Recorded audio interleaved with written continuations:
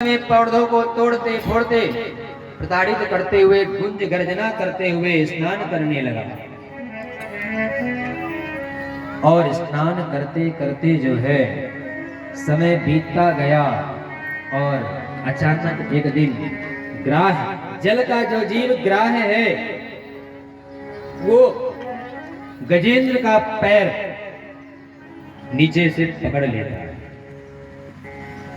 अब गजेंद्र का पैर जैसे ग्राह, क्योंकि पृथ्वी के जल के बाहर वाले जीवों में जो शक्ति होती है वो जल के जीवों को प्रताड़ित नहीं कर सकती, क्योंकि जल के जीव जो हैं वो ज्यादा शक्तिशाली होंगे जल में, बाहर के जीव बाहर ज्यादा शक्तिशाली होते हैं। और यहाँ तो गज से ज्यादा शक्तिशाली ग्राह है। गज को खींचते परिवार उनका छुड़ाने का प्रयास कर रहा है।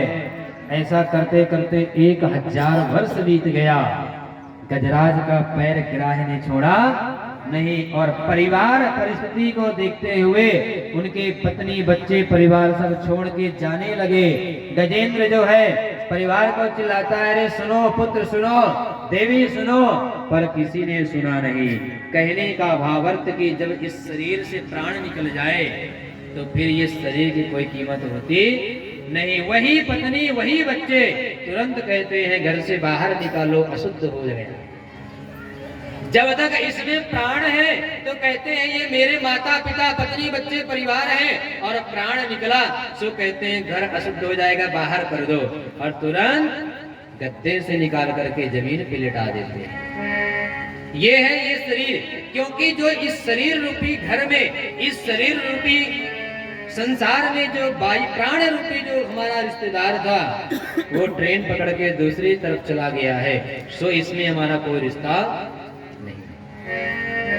अब गजेंद्र जो है देखा कि हमारे परिवार सब चले गए हैं, हजारों वर्ष अब हमारा भूख प्यास से शरीर भी नष्ट होने की कगार पे है।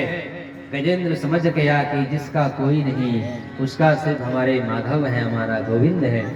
और वहीं पे एक कमल का पुष्प लगा था, और जैसे ही कमल के पुष्प को अपने सूंड से तोड़ा और नारायण घोष करने ही वाला था, उसने सिर्फ ना का उच्चारण किया, सो नारायण भगवान डायरेक्ट वैकुंठ से प्रस्थान कर गए। उन्होंने एक क्षण के लिए जो है ये नहीं कहा कि गरुड़ तुम चलो, क्योंकि यहाँ पे गरुड़ का भी अभिमान था कि हमारे बिना भगवान जाते नहीं हैं। इसलिए गरुड़ को बिना बोले ही भगवान नारायण वहां से गज को बचाने के लिए निकल पड़े। और आते समय देखते हैं कि पहले किसको बचाया जाए, अपने भक्त को बचाएं कि भक्त के भक्त को बचाएं, क्योंकि गजराज जो है वो भगवान का भक्त है, उसने नारायण पुकारा, लेकिन जो भक्त के पैरों को पकड़ के रखा है वो महाभक्त होता है। इसलिए भगवान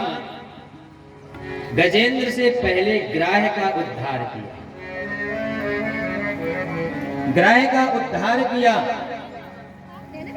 क्योंकि हमारे चेला का वो चेला है, सो हमारे लिए महाचेला है। क्योंकि अपने बेटी और दामाद के जो पिता होते हैं वो समधी है ना, लेकिन उनके पिताजी अगर आ जाएं तो कहते हैं महासमधी जी आ गए, है ना, और उनको महासमधी जी के हिसाब से खातिरदारी की जाती है।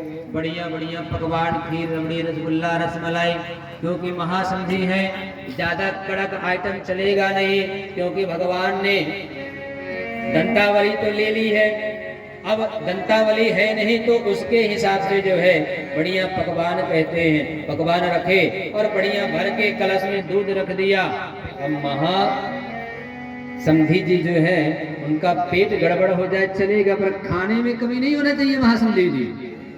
तो उसी प्रकार भगवान का जो भक्त है गजराज, और उसका भक्त जो बन गया ग्राह, जिसने पैर को पकड़ा, तो भगवान ने कहा कि पहले मुझे भक्त के भक्त यानी दास के दास, दासानुदास का कल्याण करना पड़ेगा।